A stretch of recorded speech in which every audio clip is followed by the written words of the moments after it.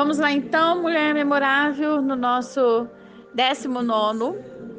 E eu já vou começar bem no primeiro versículo. O primeiro versículo diz assim, ó: melhor é o pobre que anda na sua integridade do que o perverso de lábios e tolo. Então aqui o sábio, ele tá nos advertindo, né? Aqui, entre outras coisas também, a termos cuidado com a nossa precipitação em falar. Mais uma vez, é chamada a nossa atenção, né? Porque esse assunto é muito delicado, é muito importante esse assunto. O nosso falar, a gente tem que ver bem o que nós vamos falar, porque nós às vezes precipitamos muito em falar e a hora que a gente já falou, pronto, já machucou uma pessoa, já feriu a alma de tanta gente, né? Muitas pessoas vivem é, de falar o que pensa e acaba destruindo a si mesmo, né? Tem aquelas pessoas que falam a primeira coisa que vem na tua cabeça, né? Então, não pensa antes de falar, já sai falando e acaba destruindo ela mesma, porque as palavras, ela tem esse poder, né, de destruir o outro, mas de destruir a gente também. E aí destrói também muitas das vezes os nossos relacionamentos, nossa amizade, até mesmo o nosso casamento. Muitas pessoas aí destruíram o casamento por causa da boca, por causa da língua, por causa das palavras, não pensou antes de falar. E a hora que viu, já estava com o casamento todo destruído. As nossas palavras devem ser guiadas pela sabedoria da palavra de Deus. É aquilo que eu já falei, nós precisamos pedir para o Espírito Santo falar por nós. Então, a hora que a gente for abrir nossa boca, que não seja nós a estar falando, e sim o Espírito Santo. Nós precisamos ter essa sabedoria das palavras de Deus para poder não ferir o outro e não ferir a nós mesmos, né? Se o nosso coração estiver cheio dessas palavras de sabedoria de Deus, nossas palavras serão sempre voltadas com o poder para curar feridas da alma, libertar, ensinar. Nós temos o poder de cura da alma da pessoa, né? Se nós falarmos uma palavra doce, uma palavra mansa, uma palavra de alegria, a gente pode mudar o dia de uma pessoa. Nós podemos mudar o dia de uma pessoa, como também podemos destruir o dia da pessoa. Vai tudo depender da forma que a gente fala. Tudo vai depender da forma com que as palavras saem da nossa boca. Então, é muito importante a gente não se precipitar antes de falar as coisas, né? Aí depois tem ali no versículo 4 que fala assim: as riquezas multiplicam os amigos, mas ao pobre o seu próprio amigo o deixa. Então, isso é muito fato, né? Que quem tem dinheiro tem muitos amigos. Mas aí, quando o dinheiro acaba, os amigos que estavam ali do lado, vai todo mundo embora. Tem muitas pessoas interesseiras, muitas pessoas que querem se aproximar só das pessoas que têm dinheiro. E aí essas pessoas, acontece alguma coisa, os amigos somem tudo. É aí que a gente vê quem são os nossos verdadeiros amigos, né? Na dificuldade, na hora que nós estamos passando por algum tipo de dificuldade, é que a gente vê quem é nossos verdadeiros amigos, quem é mesmo que está ali do nosso lado. Por isso que o sábio, ele instrui com que a gente analise muito bem quem são nossos verdadeiros amigos. E não é para sair abrindo a nossa vida para qualquer um, porque não é qualquer um que merece saber os nossos segredos mais íntimos, né? Na verdade, nossa vida a gente tem que entregar somente para Deus e para mais ninguém. porque é somente Deus que não vai nos julgar, somente Deus que não vai zombar da nossa cara, somente Deus que não vai colocar maldição na nossa vida, somente Deus que não vai gorar os nossos planos e projetos. Então, nós temos que abrir nossa vida somente para Deus. Alguns amigos nós podemos confiar em falar alguma coisa, mas nem todos. E nem. Olha, eu diria que para ninguém mesmo a gente deveria falar os nossos planos, os nossos projetos. Porque quando a gente abre a boca, o inimigo ele ouve. E o inimigo ele tá aqui para quê? Para roubar, matar e destruir. Então quando a gente fala alguma coisa, o inimigo ouve, ele vai rapidamente preparar algo para destruir os nossos projetos. Então essa pessoa, às vezes até é uma pessoa de confiança, até uma amiga sua de confiança. Mas aí você fala de um projeto seu, o inimigo vai lá no ouvido dela, né? Fala algo para ela, induz ela a fazer alguma coisa para destruir o seu projeto, para destruir os teus planos, né? Os teus sonhos. Então, por isso que eu aconselho para ninguém abrir os nossos sonhos, somente para Deus mesmo, somente para Deus. E e dependendo dos teus sonhos, fala com Deus no seu coração. Fala com Deus em pensamento. Ou fala para Deus em línguas, né? Porque quando você ora em línguas, quando você fala em línguas, quando você louva em línguas, o inimigo ele não entende. Então não tem poder de quebrar o que você está falando, né? Somente o Espírito Santo e Deus que entende o que você está falando. Então, se você for conversar com Deus sobre os seus planos e projetos, né, no particular, faça isso. Conta para Deus em oração de línguas, né? Em palavras de línguas, que daí o inimigo não vai ter poder de destruir, não vai ouvir, né? Então ele não tem como atrapalhar os teus planos e projetos. Mas para mais ninguém você conte, né? Porque não é confiável, né? Tem muita gente que não é confiável. Depois a gente vai lá no versículo 11, que fala assim: a descrição do homem o torna longânimo, e a sua glória é perdoar as injúrias. Então, sempre vai aparecer alguém para tirar a nossa fé, né? Sempre vai querer aparecer alguém para zombar, para ferir a nossa alma, para debochar dos nossos projetos, né? Onde que cai? Não é bom para falar com ninguém, para eles também não debochar da gente, né? Assim, você sonha demais, você sonha muito alto, isso não vai acontecer, não. Quando alguém já fala isso para você, já repreende. Já repreende porque não aceita ninguém zombando da sua fé. Não aceita ninguém zombando dos seus projetos, da sua esperança, dos teus planos. Não aceita. A gente tem que ter sabedoria, né, para adquirir a paciência. Então, nós precisamos estar cheios de sabedoria para quando aparecer alguém, né, que vai zombar da gente ou para que vai nos ofender, a gente saber ter paciência, né?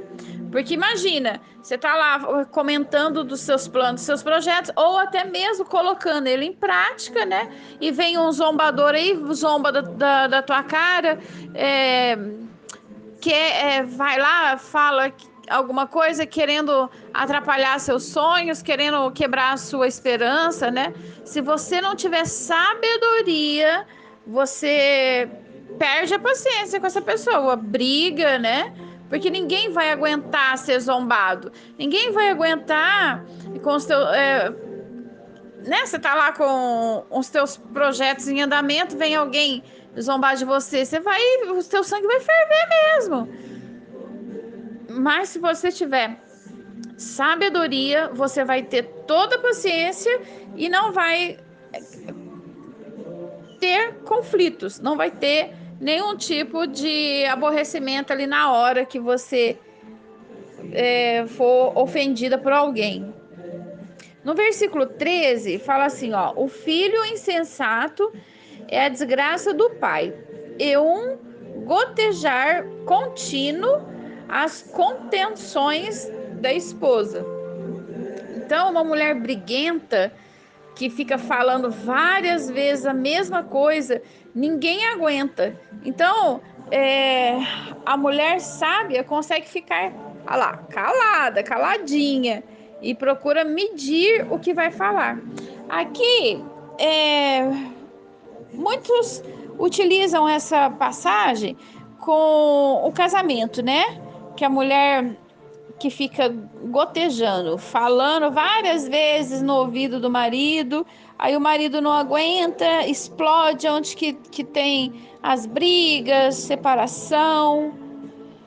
Mas na verdade serve para qualquer mulher, porque nós também não gostamos de nenhuma amizade, nenhuma amiga que fica falando a mesma coisa.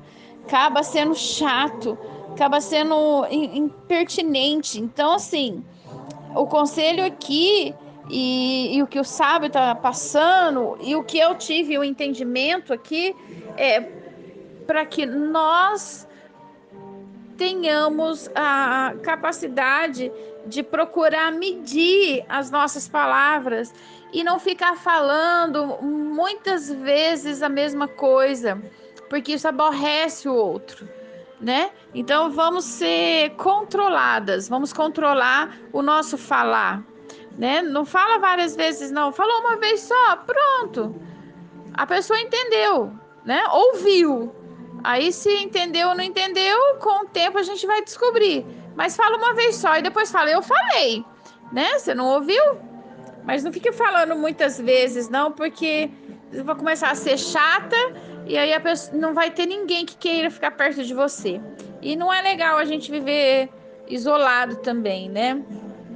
Nós já falamos isso em alguns capítulos anteriores. No 16 fala assim, ó: o que guarda o mandamento guarda a sua alma, mas o que despreza os seus caminhos, esse morre.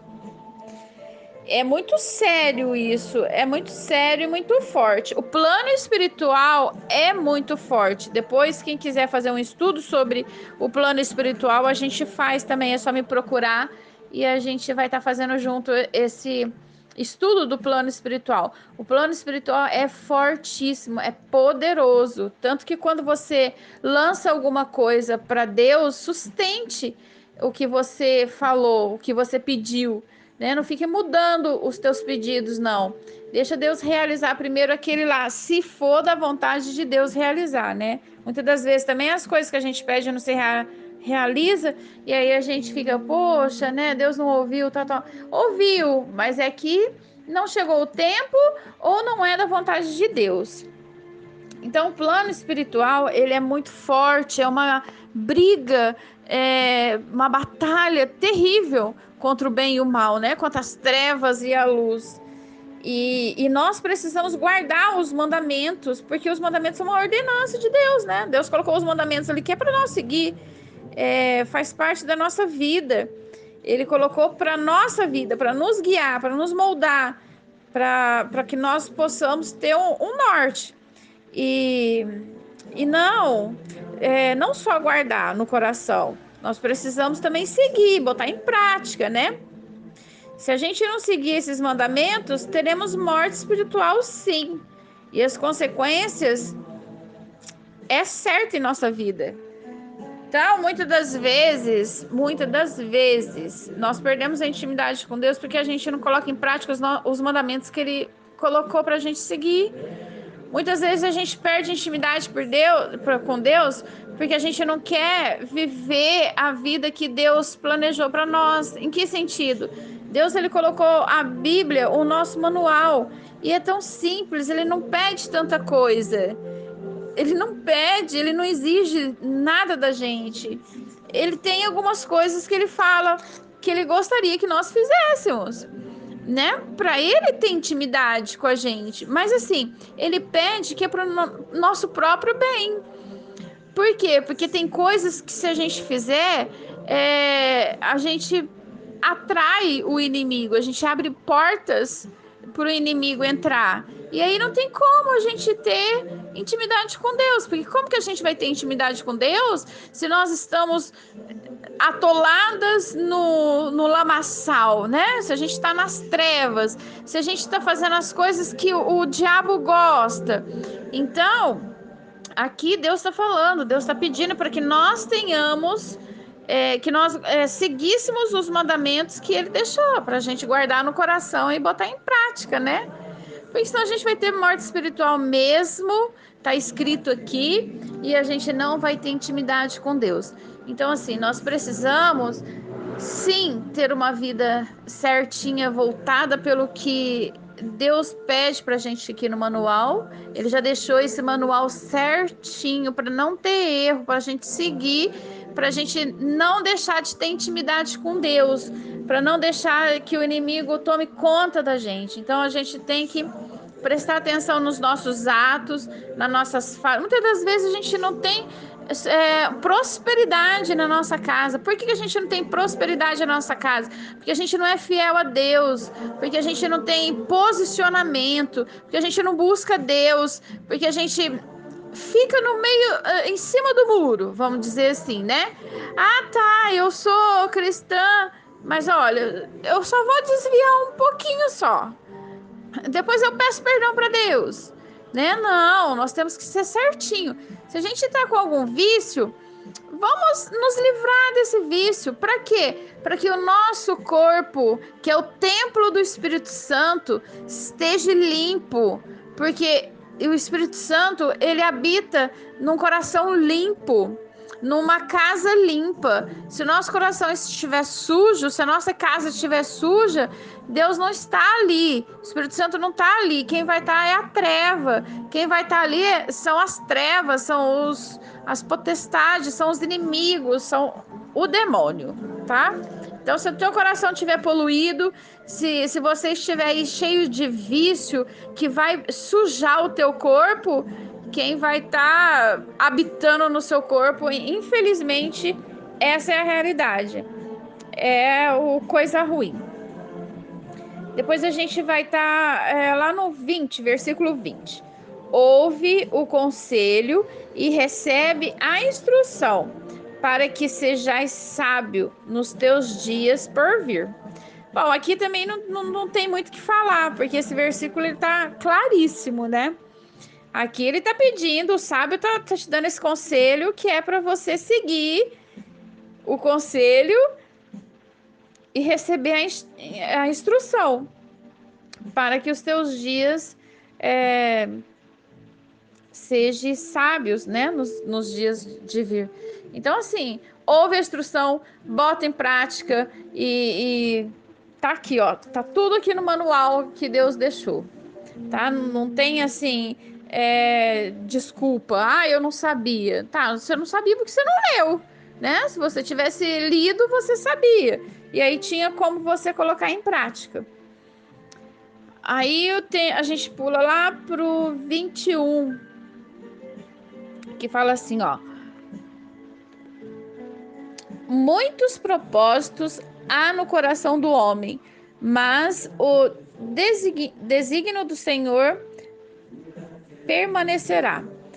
Então é aquilo, nós temos muitos sonhos, nós temos muitos projetos, né? Nós queremos muita coisa, mas no final o que vai prevalecer é os planos e projetos de Deus. Então por isso que nós precisamos, antes de começar qualquer projeto, perguntar para Deus se o nosso projeto está alinhado com os projetos de Deus, porque senão não vai prosperar. Por isso que tem muito negócio que patina e nunca vai para frente. Porque não foi alinhado com os planos de Deus. Porque não era isso que Deus queria para sua vida. Então, quando você for fazer um propósito, quando você for abrir um negócio, começar um trabalho novo,